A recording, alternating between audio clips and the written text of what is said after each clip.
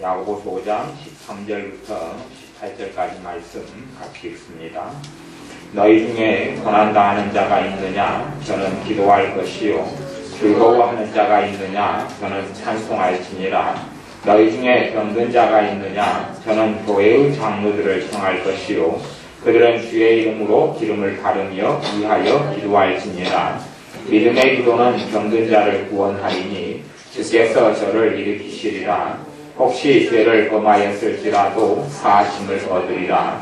이러므로 너희 죄를 서로 구하며 병 낫기를 위하여 서로 기도하라. 의인의 간구는 역사하는 힘이 많으니라.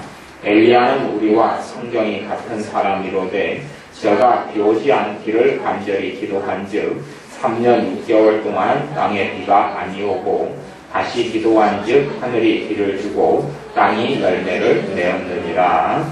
아멘. 고난당하는 사람은 기도하라 그렇게 말씀합니다. 왜냐하면 고난의 때에 기도를 통하여 고난을 하나님의 자녀는 극복하고 승리하고 이길 수 있기 때문에 그렇습니다. 하나님의 자녀가 고난의 때에 내 삶 속에 고난이 있고 어려움이 있는데 기도하지 않는 사람은 결코 고난을 이길 수가 없습니다. 요행이 고난을 비껴간다 할지라도 진짜 고난이 그 사람의 인생에 찾아오는데 진짜 고난은 그 사람의 믿음이 떨어지는 것이 믿음이 떨어지고 믿음이 사라지고 말아요. 믿음이 점점 사라져서 어느 때가 되면 심지어는 예수님을 부정해버리고 부인해버리는 사람이 되어져 버릴 수 있습니다. 그러면서도 교회 다니고 종교 생활은 얼마든지 할 수가 있습니다.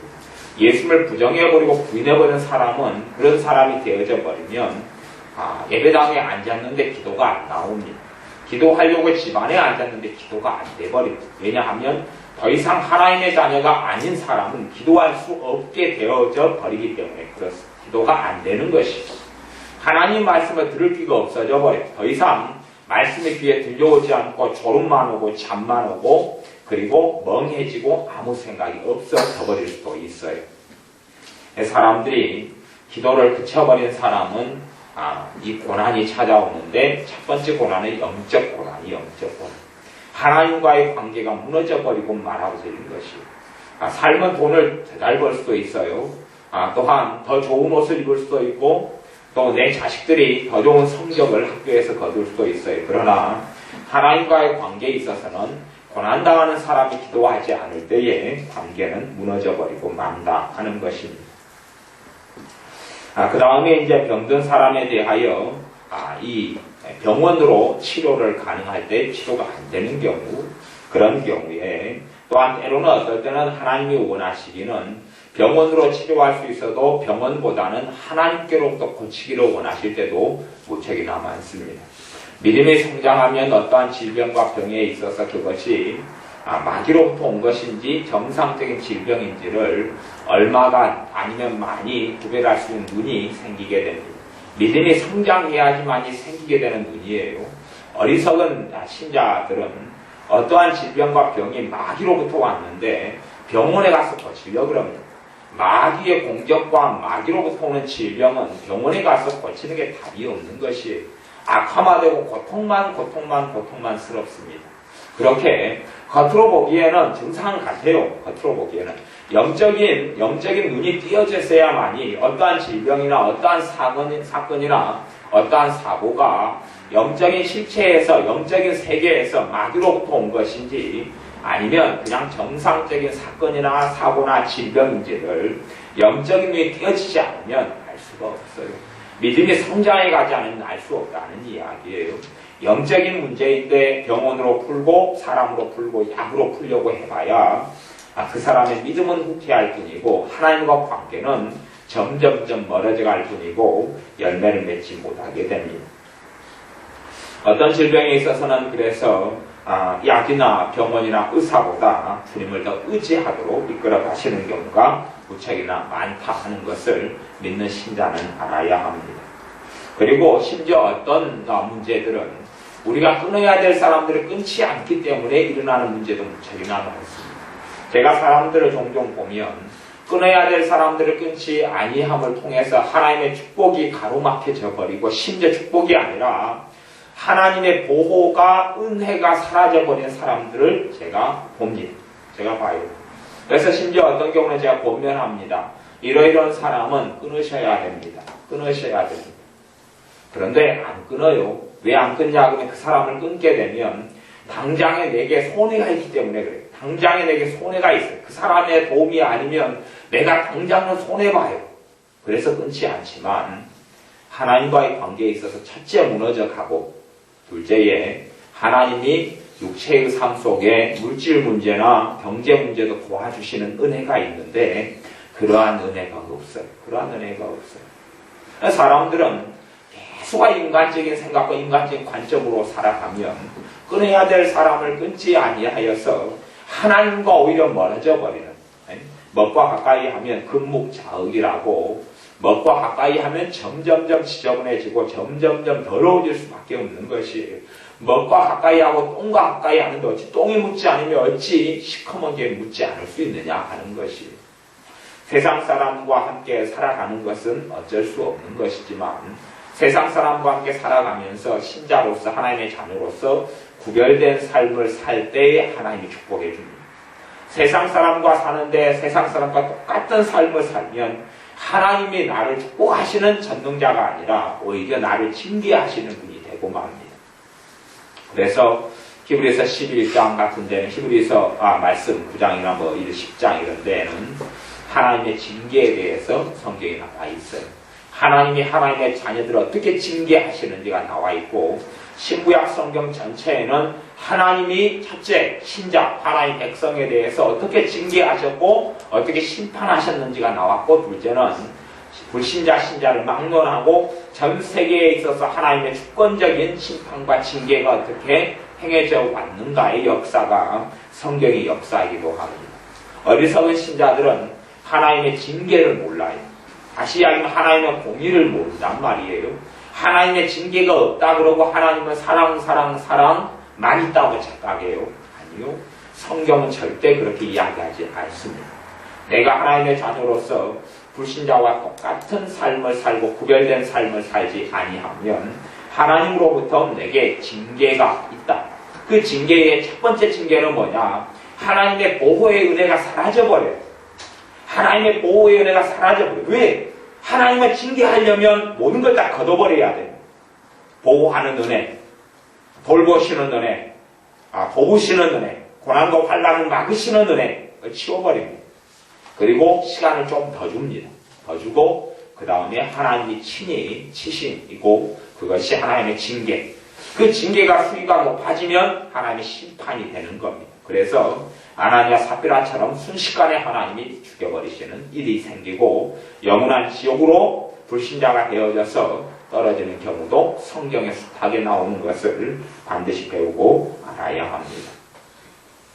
믿음의 기도를 통하여서 어떤 경우에는 병을 고치기를 원하신다. 그리고 심지어 어떤 병들은 성경에는 그렇게 명백히 나와 있습니다. 어떤 병들은 죄 때문에 생긴다. 그렇게 나와 있습니다. 죄 때문에 생기는 병이 있다. 그렇게 나와 있습니다. 죄 때문에 생기는 병은 결코 병원을 통하여서 완치할 수 없습니다. 죄 때문에 생기는 병은 마귀로부터 질병이 오기 때문에 죄를 통하여 오는 질병은 병원으로 고칠 수 없습니다. 다시 이야기하면 죄 중에 우상 숭배를 통하여 오는 질병과 환난은 사람의 방법과 사람의 힘으로 병원으로 해결할 수 없다 하는 이야기. 우상 숭배를 통하여 오는 암 같은 경우도 병원의 치료가 도움은 되지만 병원의 치료가 원천적으로 그 암을 해결하지는 못하게 됩니다. 죄를 통하여 오는 질병이 많은 것을 주님의 사역을 통해서 보면 알 수가 있습니다. 그래서 어떤 중풍병자에게는 주님께서 다시는 가서 더 심한 것이 생기지 않도록 죄를 짓지 말라, 이런 권면들을 어떤 환자들에게 있어서는 주님께서 꼭 하시는 것을 볼 수 있습니다. 그래서 죄와 질병은 상관관계가 있습니다. 죄와 질병은 깊이 있는 연관관계가 있습니다. 죄와 사건, 죄와 고난, 죄와 고통은 연관되는 관계가 무척이나 깊이 있습니다. 물론 모든 질병이 모든 죄와 연결되는 것, 신학적으로는 100% 그것이 맞지만 실제적인 삶 속에서는 그렇게 뚜렷하게 어떤 죄와 어떤 질병이 연결되어 있다라고 말할 수는 없습니다. 그래서 직접적으로 죄가 원인이 되는 경우가 있고 간접적으로 원인이 되는 경우가 있습니다. 간접적으로 죄가 원인이라면 사실 원죄로부터 조상의 죄로부터 내려오는 것들인데 어느 정도까지는 병원과 의사의 힘으로 해결이 가능합니다. 그러나 내 개인의 죄로 인한 것이라면 나의 우상숭배를 통하여 인한 것이라면 내가 하나님을 등지고 배신하는 것을 통하여 인한 것이라면 봐보세요. 예를 들어서 어떤 불신자가 나타났습니다. 내 안에 역사하신 성령님은 저 사람에게 주님을 증거하라 그럽니다. 그 감동이 자꾸 와요. 내가 그럼 자꾸 무시해버려요. 그것이 시간이 흘러가면 나는 배교자가 되어버려요. 나는 주님을 배신한 사람이 되어버려요. 너 나하고 상관없다. 그렇게 되어버리고 내게서 성령이 떠나버립니다. 그리고 내가 지금 죽으면 지옥을 떨어집니다. 사람들은 그것이 무섭게 생각하지 않습니다. 내게 성령님이 자꾸 역사하시는 것을 불순종하는 것이 섬뜩하고 무서운 줄을 모릅니다. 하나님의 역사에 대해서 불순종하는 것이 무서운 줄을 모릅니다. 그러나 그 결과는 무섭다는 것을 신자는 반드시 알아야 됩니다. 불순종을 통하여서 은혜가 사라집니다. 불순종을 통하여서 하나님의 은혜의 역사가 기쁨의 역사가 평안의 역사가 사라집니다. 물론 순종했더라면 이 땅에 살아가는 지금보다는 더 나은 삶으로 하나님이 축복하셨을 겁니다. 하나님의 자녀에게 하나님의 순종을 요구하시는 것은 하나님의 자녀를 고달프게 하거나 괴롭게 하시려는 것이 아니라 그들의 삶에 하나님의 자녀로서 누리게 사는 은혜와 돌봄과 축복을 주시려고 순종을 요구하는 것입니다. 괴롭게 하려고 하나님께 무엇이 부족해서 순종을 요구하는 것이 아닙니다. 그러나 순종이 아닌 불순종의 삶을 산다면 그것으로 인하여서 반드시 비참한 일을 겪어야 한다는 것은 알아야 합니다. 무엇으로 심든지 그대로 거두게 됩니다. 불순종을 통해서 거두면 죄로 인하여 마귀 역사로 인하여 온갖 질병과 고난과 고통 속에 인생을 살다가 사람 쳇바퀴 같은 삶이라도 비참한 삶을 살다가 마감해야 될 것이고 순종으로 하나님께 드린다면 더 좋은 열매를 30배, 60배, 100배를 거두게 될 것입니다. 또한 순종을 요구하시며 우리가 순종하는 삶을 산다면 그 순종하는 삶은 이 땅을 위한 삶이 전부가 아니기 때문에 그렇습니다. 하나님 앞에 섰을 때에 하나님 앞에 어떻게 살았느냐를 계산해야 되는 것 때문에 이 땅에서 우리에게 순종을 요구하십니다. 우리에게 순종을 요구하실 때에 지혜로운 하나님의 자녀는 순종으로 보여드려야 할 것이고 그때에 성령님의 역사하는 그 충만함이 강해져 가고 은혜의 역사가 강해져 갑니다. 하나님의 자녀는 하나님의 기쁨이 순종 없이 무작정 커지기를 바랍니다. 하나님에 대한 순종 없이 기쁨이 커지고 평안이 커지고 행복이 커지기를 바랍니다. 정말로 환타지 소설 같은 이야기를 믿고 있는 어리석은 자녀들이 많습니다. 하나님께 순종하지 않는다면 다시 이야기하면 내가 하나님과 전혀 다른 길을 걸어가고 있는데 거기에 하나님이 함께하고 거기에 성령님이 함께하고 거기에 은혜가 어떻게 함께할 수 있느냐 하는 겁니다. 내가 하나님과 다른 길을 걸어가고 있는데 그 길에 하나님은 함께하지 않습니다. 하나님은 하나님 자신의 길에 함께하시는 겁니다. 하나님은 하나님의 길을 따라가는 그 사람 그 자리에 함께하시는 것이지 자기의 길, 유교의 길, 세상의 길, 하나님을 영원함께 하지 않는 그 길에 하나님의 평강이, 하나님의 기쁨이, 하나님의 사랑이 결코 공존하거나 역사할 수 없다는 것을 인식하고 반드시 알아야 합니다. 주님을 따르는 길이 아니면 진정한 주님으로부터 오는 것들은 없습니다. 진정한 주님과 함께 살아가는 그 길이 아니다면 하나님께 순종하는 정말로 주님을 따르는 그 길이 아니다면 하나님으로부터 오는 좋은 것들을 결코 누릴 수 없습니다. 그런 환타지 속에 거짓된 환타지 속에 거짓된 소설 같은 속에 결코 속아 넘어가지 않아야 합니다. 그래서 죄를 범하였을지라도 사하심을 얻으리라. 어떤 사람이 죄를 통하여 질병을 얻었는데 믿음의 기도를 하면 심지어 죄를 통한 질병도 용서를 받을 것이다. 다시 이야기하면 용서뿐만 아니라 병의 치유까지 받을 것이다. 그렇게 이야기합니다. 우리의 삶 가운데 무척이나 많은 질병은 죄 때문에 옵니다. 직접적인 죄 때문에 많이 일어납니다. 우리의 삶 속에 이 질병이라는 것이 그렇습니다. 또한 우리의 죄로 인한 질병이 그것이 고질적인 죄들이라면 그 질병이 한꺼번에 100%가 다 치유가 안 되는 일들이 벌어집니다. 이게 고질적인 내 죄로 인한 것이라면 회개의 과정을 더 많이 걸어가야 되고, 그래서 30%만 고쳐지고 50%만 고쳐지고 때는 70% 고쳐지고 나머지는 내가 더 회개하도록 하나님께서 그 질병의 남은 부분을 통하여 내게 말씀하시고 가르치는 경우가 많다는 것을 알아야 합니다. 믿는 사람들이 신앙의 눈, 영적인 눈을 뜨지 못하기 때문에 영적인 세계의 것을 보지를 못합니다. 보이는 세계 속에, 육적인 세계 속에만 살아가는 사람이 너무나 많은데 무감스럽게도 그 사람은 어린아이입니다. 신앙생활에 10년을 했어요, 20년을 했어요. 집사님이에요, 권사님이에요, 장로님이에요, 목사님이에요. 그러나 영적인 세계를 모르는 사람은 그 사람이 목사님이든 장로님이든 권사님이든 집사님이든 다 어린아이, 갓난아이에 불과합니다. 유감스럽게도 신앙생활을 많이 하면, 신앙의 연수만 많으면 자신이 믿음이 좋은 걸로, 아니면 주님을 좀 아는 걸로 착각하는데 영적인 눈이 닫히고 영적인 세계를 모르면 그 사람은 어린아이로 살다가 인생을 마감할 뿐입니다. 영적인 세계를 알지 못하면, 영적인 세계를 보지 못하면, 영적인 세계가 무엇인지 깨달아가지 않으면, 그 세계 속에서 눈이 뜨지 않는다면, 단지 육적인 세계, 눈에 보이는 세계, 물질의 세계, 돈의 세계, 경제의 세계, 현실의 세계, 먹고 입고 자고 싸는 세계 속에서만 살아간다면 그 사람은 어린아이에 불과, 영적인 어린아이. 몸은 어른이어서 40, 50, 60, 70, 80살이 되어도 어린아이입니다. 저는 한국의 유교를 무척이나 싫어합니다. 어떤 면에서 싫어하냐 하면, 이 유교라는 사상은 뭐냐 하면, 교회에 어떤 사람이 다녀요. 그러면 어떤 사람은 참 겸손한데 어떤 분은 자신이 나이가 많으면 믿음도 좋은지 알아요. 그래서 믿음에 있어서 쥐뿔도 모르고 말씀도 모르면서 자꾸만 다른 사람 가르치려고 그래요. 육적으로 어리석게 가르치려고 그래요. 세상에서 내가 나이가 60살이 됐어요. 그래서 교회로 들어왔어요. 어린아이예요. 배워야 합니다. 20살짜리한테도 배워야 하고 15살짜리한테도 배워야 돼요. 내가 주님을 알지 못하면 배워야 돼요. 가르쳐야 되는 게 아니라. 근데 입을 열어서 신앙을 모르고 주님을 제대로 모르고 말씀을 모르는 사람이 교회에 들어와서 가르치려 한다. 그것까지 교만한 사람이 별로 없어요. 굉장히 교만한 사람은 하나님이 대적한다 그랬어요. 교만한 사람은 하나님을 점점점 모르게 되고 맙니다. 내가 교회 안에서 예수를 믿었는데 나이가 아무리 들었다 할지라도 주님을 모르면, 말씀의 세계를 모르면, 깊은 은혜를 모르면, 하나님의 뜻을 알지 못하면 이거 다물어야 해요. 가르치는 걸 멈춰야 합니다. 그렇게 안 해야 돼요.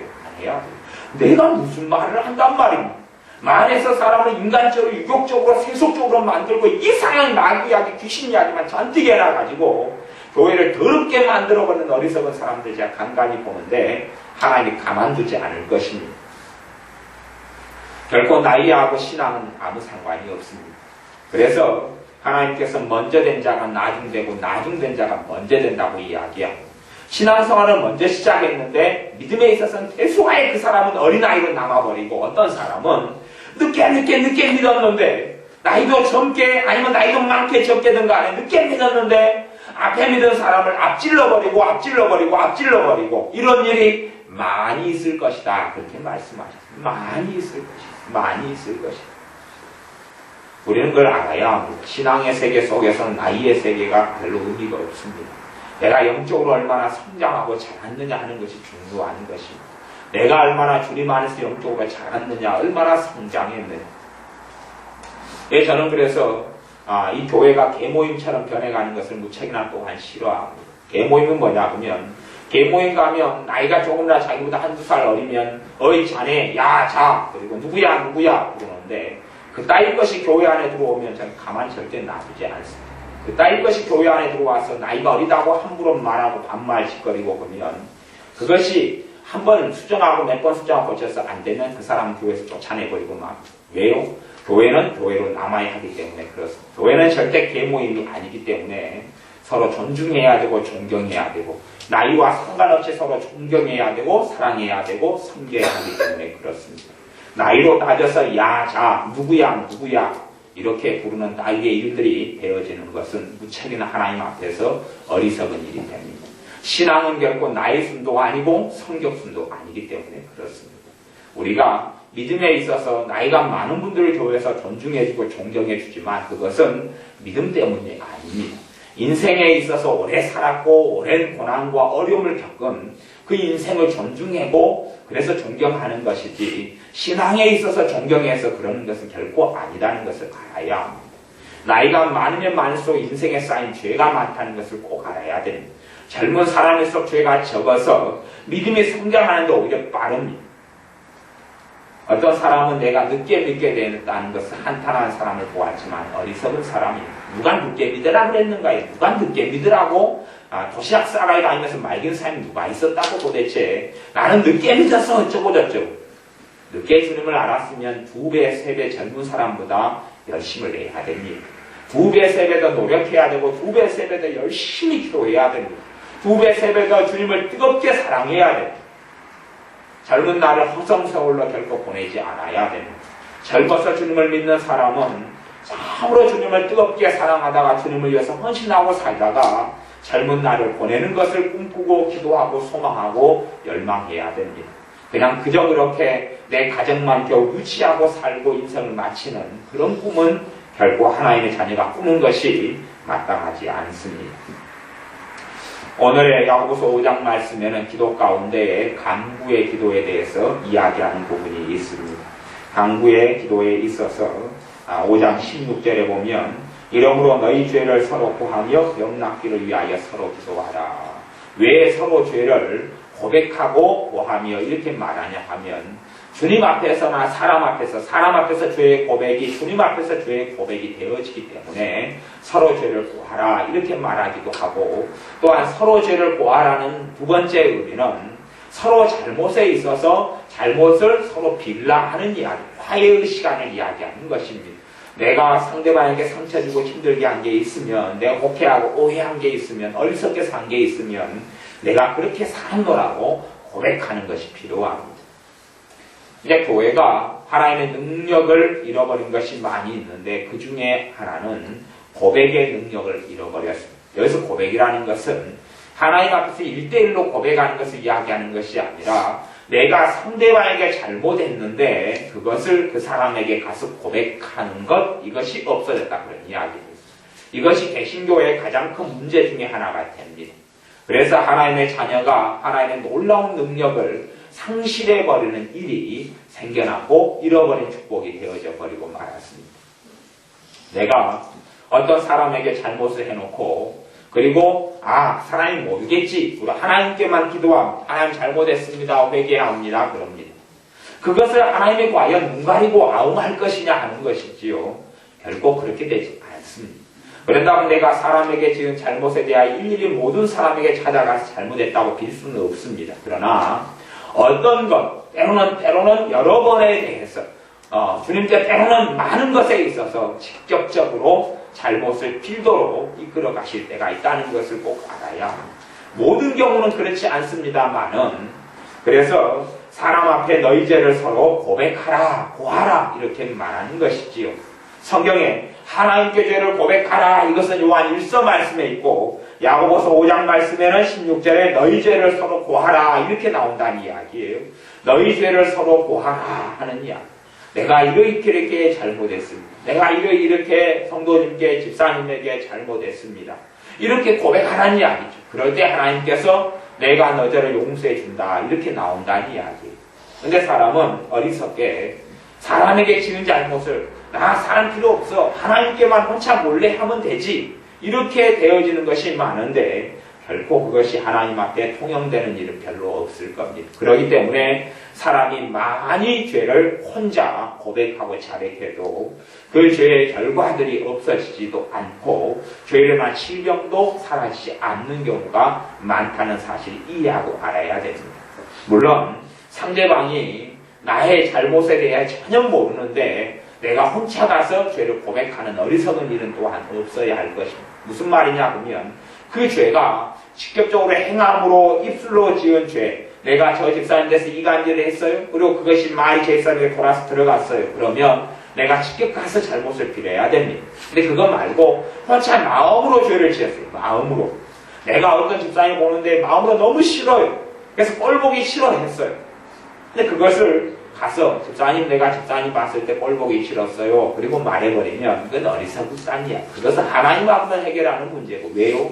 마음에서 일어나는 거 하나님과 혼자서 지은 죄인데 직접 가서 이야기해버리면 겉으로 그분은 심정이 있더라도 확신이 없어서 이 집사님에 대해서 상처도 안 받고 오해도 안 하는데 마음에 혼자 먹은 마음을 가서 그렇게 이야기해버리면 교회가 난리가 나버리는 것이.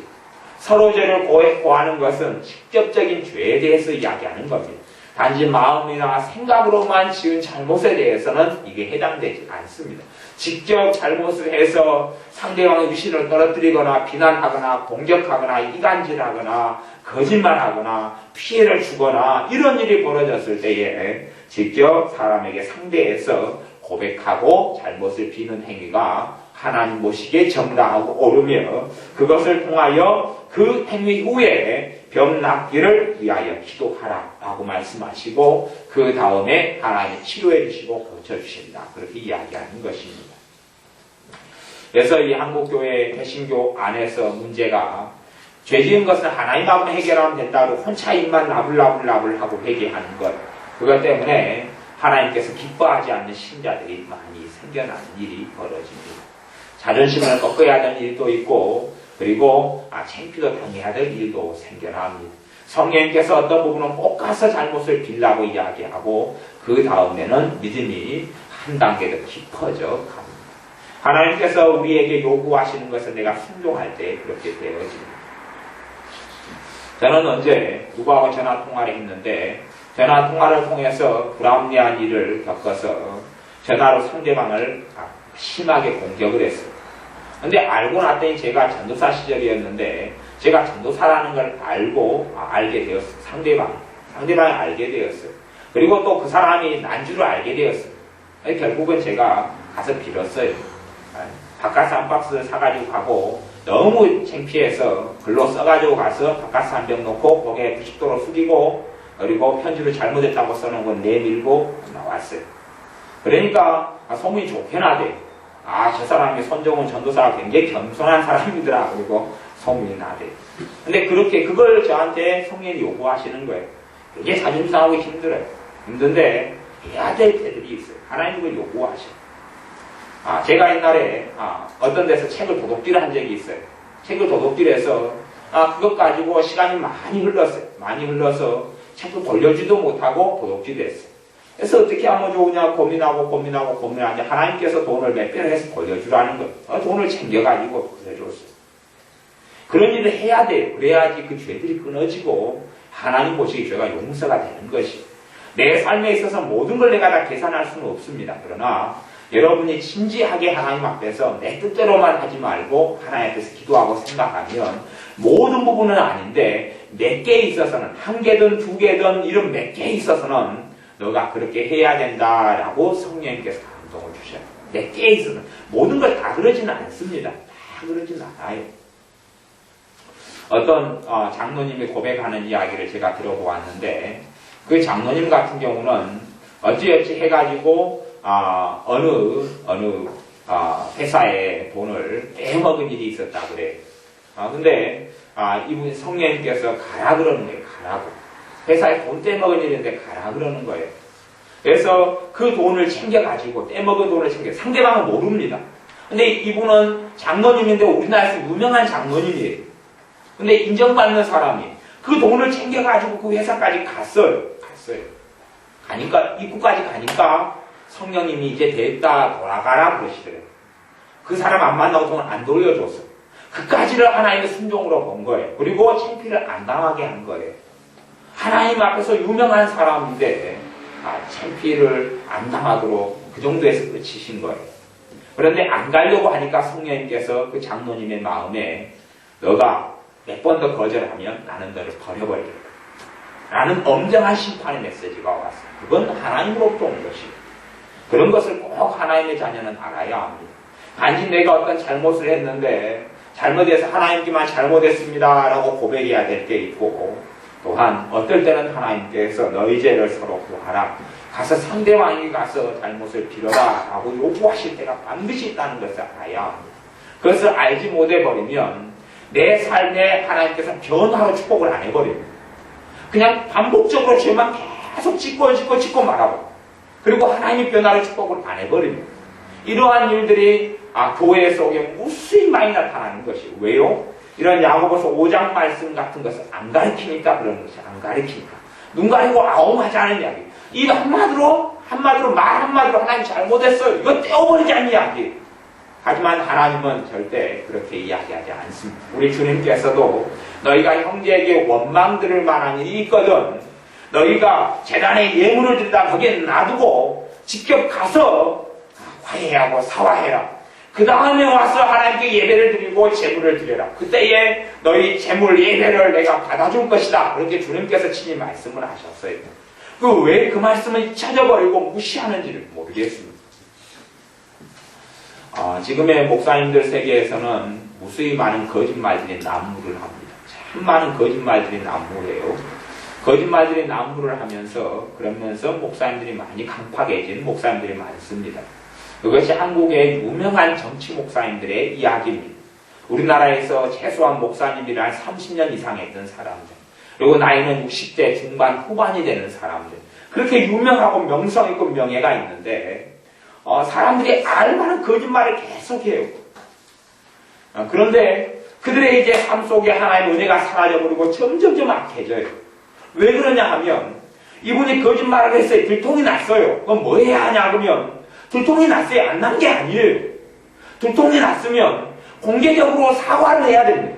공개적으로 잘못을 빌어야 돼요. 찾아가서 빌어야 돼요. 자기가 모함한 사람, 이 목회자들의 세계에서는 모함을 굉장히 많이 합니다. 특별히 그런 좀 정치하는 목사님들은 높은 회장, 또 대표회장 누가 되기 위해서 후보가 2명이 나간다면 인신공격을 해요. 세상 선거처럼. 유명한 하나님의 사람들이 인신공격을 서로 해요. 있는 것 없는 것 과장하고 뻥쳐서 이야기를 해요. 선거가 끝났어요. 지났다고 쳐요. 그러나 이들이 잘못한 것에 대해서 과장하고 거짓말한 것에 있어서는 찾아가서 빌어야 합니다. 이게 하나님 앞에 정당한 것이. 그러나 빌리지 않아요. 더 이상 그의 삶 속에 하나님 보호하시는 은혜는 조금 더 기회를 하나님께서 주시지만 그 기회를 놓쳐버리면 빠이빠이 하고 말아요. 빠이빠이. 심지어는 주님께서 버려버리는 사람들이 많이 있어요. 그러나 겉으로는 감투를 쓰고 그대로 살아가고 신자로 그대로 살아갈 수는 있죠. 하지만 주님이 버려버리는 사람들도 꽤 많다는 사실을 알아야 합니다. 성령님이 계속하여 재촉해 가서 잘못을 빌어라. 너가 정말 내게 순종하는 내 자녀라면 가서 빌어라 하고 말씀하실 때들이 종종 있어집니다. 우리 자녀의 교육을 시킬 때도 꼭 해야 될 일 중에 하나는 자녀가 친구들끼리 싸워서 잘못했으면 반드시 정중하게 잘못을 빌도록 교육을 시켜야 됩니다. 한밤중에라도 잘못을 가서 빌도록 교육을 시켜요. 그렇지 않으면 자식들은 교만해지고 오만해지고 이기적이 되고 광패하게 되고 맙니다. 잘못을 한 것은 정확하게 빌도록, 물론 잘못을 너무 유리창을 깼으면 잘못을 빌어도 유리창 깨진 값은 부모가 다 해주겠지만 아이가 잘못에 있어서는 작게든 크게든 대가를 치를 수 있도록 꼭 해주어야 하고, 그런 것이 훈련되면 자존심이 깨집니다. 자존심이 깨지면 쉽게 겸손해질 수 있고 잘못을 인정할 수 있고 자신의 독단과 독선을 멈춰버릴 수 있는 그런 하나님의 귀한 은혜를 받게 되고, 하나님께서 그 사람을 또한 그 자녀를 사용하시는 축복된 일이 벌어집니다. 그러나 잘못을 빌지 않고 그렇게 훈련되지 않고 또한 신앙의 세계 속에 믿음 속에 들어와서 내가 다른 사람에게 했던 잘못에 있어서 잘못을 비는 것이, 가서 사과하는 것이 되어지지 않고 입 눈 가리고 아웅하는 일만 저지른다면 그 사람의 믿음은 겉으로 성장하는 것처럼 보이고 기도 생활을 좀 하는 것처럼 보여도 그 사람은 알 것입니다. 3년이 지나도 내 믿음이 그 자리구나. 5년이 지나도 차이가 없구나. 10만 조금 더해가지 별로 차이가 없구나. 내 삶에 변동이 없고 변화가 없구나. 왜요? 하나님께서 그들의 삶에 인정하지 않고 축복하지 않기 때문에 그렇다는 사실을 알아야 합니다. 여러 가지 문제들 가운데 성경은 많은 부분에 답을 던져주고 있습니다. 이제 16장 하반절에 보면 서로 기도하라. 의인의 간구는 역사하는 힘이 많으니라. 의인의 간구 기도 이야기가 나옵니다. 간구. 간절한 기도, 절박한 기도, 힘을 다하는 기도가 간구입니다. 간구는 역사하는 힘이 많다. 그러면 간구의 강도가 세지면 역사하는 힘이 더 많지요. 역사하는 힘이 많다는 이야기는 비유로 한다면 삽질하는 것, 또 포크레인으로 하는 것, 이런 호미로 하는 것, 이런 차이지요. 밭일을 하는데 밭일을 조금 하면 성경적으로 말하기는 역사하는 힘이 적다. 그러고 호미지 적다. 그래서 깊이를 가로 세로 높이 1m로 땅을 파야 된다. 그러면 호미로 파면 땅을 파는 거이긴 하지만 역사하는 힘이 적기 때문에 오래 걸리고, 삽으로 파면 역사하는 힘이 호미보다 많기 때문에 더 걸리고 더 빠르고, 삽보다는 꽹이나 꽃꽹이로 하면 좀 더 빠를 거고, 그리고 포크레인은 역사하는 힘이 아주 강력하다, 그렇게 말할 수가 있습니다. 그래서 우리의 기도가 간구하는 기도가 역사하는 힘이 있고, 간구의 깊이, 간구의 시간, 간구의 질, 때로는 간구의 양, 이것들이 간구하는 능력이 좌우되게 됩니다. 하나님은 그대로고, 문제는 하늘 문이 열리는 것, 하나님의 도우시는 것, 응답하는 것을 체험하는 것은 하나님께 달린 문제가 아니고 나에게 달린 문제입니다. 내가 간구하는 다이너마이트 같은 기도를 하면 역사의 힘이 많아서, 하나님은 똑같아요. 하나님은 똑같아요. 예수님의 십자가가 어떤 사람에게 십자가 2개고 어떤 사람은 1개고 어떤 사람은 10개가 되는 게 아니라 모든 신자에게 예수 그리스도의 십자가가 하나예요. 하나. 동일한 능력, 동일한 은혜, 동일한 사랑을 베푸는 것. 그러나 간구의 기도를 배우지 못한 사람은 역사의 힘이 없습니다. 간구의 기도를 배우지 못한 사람, 간절히 심장이 떨리고 가슴을 치고 또한 간절히 울부짖는 기도를 배우지 못하는 사람은 살아계신 하나님의 능력의 현장에는 그 사람은 없습니다. 그 사람은 없게 돼요. 절박한 문제, 사람 힘으로 되지 않는 기적이 필요한 문제에 간구하는 기도를 통하여서만이 하나님의 역사를 보게 됩니다. 그래서 기도 자체가 능력입니다. 기도 자체가 능력이고 일하는 것입니다. 간구가 강하면 강할수록 일하는 능력이 파워풀하고 강해지게 됩니다. 신자가 간구 기도를 못 배운 사람은 무능력한 삶을 삽니다. 간구 기도를 못 배우는 사람, 흐물흐물 하는 듯 마는 듯 하는 사람은 내 능력으로 가능한 정도만 겨우 살다가 가도 그 정도도 좋은 삶을 사는 겁니다. 그러나 간구의 능력을 아는 사람은 나를 높은 자리에 세우시는 주님을 만납니다. 나를 영화롭게 하시는 주님을 만납니다. 문제를 해결하게 하시는 주님을 만납니다. 간구의 기도를 배워야 합니다. 내 삶이 다 세상적으로 보기에 화려해지지는 않을 수 있습니다만은 하나님 보시기에는 인정하시는 삶을 간구 기도를 배우고 하는 사람에게서 나타납니다.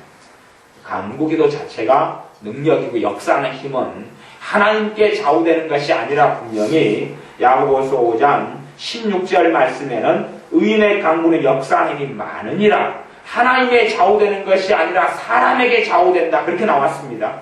사람에 의해서 역사하는 힘이 있는지 없는지가 좌우된다 나왔지, 하나님께 의해서 좌우된다라고 나오지 않았습니다. 왜냐하면 하나님이 하실 일을 100% 다 하셨기 때문에 그렇습니다. 그래서 내가 올 때 너희 가운데 믿음을 보겠느냐, 이 믿음이 적은 자들아 왜 아직도 의심하느냐, 믿지 아니하느냐라고 끊임없이 주님께서 주님의 지자들을 책망하시기 때문에 그렇습니다. 17절에는 엘리야 선지자를 통하여 가장 큰 기도의 역사를 이루었던 선지자 중에 한 명이 엘리야 선지자인데, 엘리야 선지자의 경우를 통하여 간구 기도가 무엇인지를 가르쳐 줍니다. 엘리야 선지자는 우리와 성경이 같은 사람으로도 종자가 우리와 다른 사람이 아니다. 똑같이 우리와 함께 걱정도 있고 근심도 있고 두려움도 있고 문제 속에 산 사람이다 하는 이야기가 성경에 같다는 이야기입니다. 제가 비 오지 않기를 간절히 기도한지 하늘문이 닫아버렸습니다. 간절히 기도했습니다. 비가 오지 않는 것은 하나님의 뜻이었습니다. 그러나 하나님이 스스로 하늘문을 닫아버린 것이 아니라 엘리야 선지자에게 너가 비 오지 않기를 기도하라 그럽니다. 너가 기도하라. 하늘문이 닫히는 게 하나님의 뜻입니다. 너가 기도하라 그럽니다. 그리고 엘리야 선지자가 하나님 뜻이지만 하나님 하늘문 닫아주세요, 그렇게 했더니 이루어진 것이 아니었습니다. 결코 그렇게 되지 않습니다.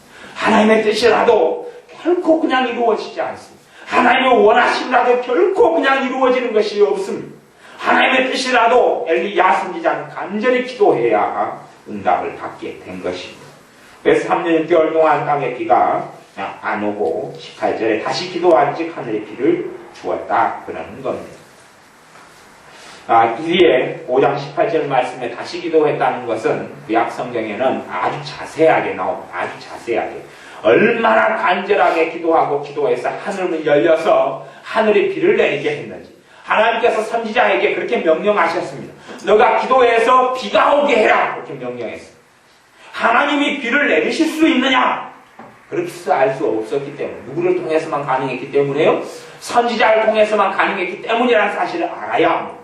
이것이 믿는 신자가 다 이해하지 못하는 성경의 신비에 속합니다. 물론 제가 다른 설교를 할 때는 왜 그렇게 되는지 이유들을 종종 설명하기도 합니다만은 지금은 그런 시간이 아니기 때문에 제가 이유를 설명을 하지 않겠습니다. 그러나 엘리야 선지자가 기도하지 않으면 하나님의 뜻은 비가 오는 것이어도 비가 안 온다는 사실을 알아야 합니다. 왜냐하면 누군가는 대가를 치루어야 하기 때문에 그렇습니다. 이번 주 주일날 낮에 그 설교를 아마 하려고 지금 예정 중에 있지만 대가를 치르는 것이 있을 때만이 하나님의 역사가 나타납니다. 대가 없이 대가를 누군가는 피를 흘리고 누군가는 땀을 흘리고 누군가는 눈물을 흘리는 것 없이 하나님의 역사는 일어나지 않았고 지금도 그렇습니다. 하나님의 역사는 일어나지 않습니다. 왜 일반 기도로 하나님 돈 100만 원 주세요. 100만 원 떨어지고 하나님 돈 1억 주세요. 1억 떨어지고 왜 이렇게 안 되느냐 하는 것이죠. 그렇게 안 됩니다. 그렇게 기도하는 것은 대가를 치르는 것이 아니기 때문에 그렇습니다.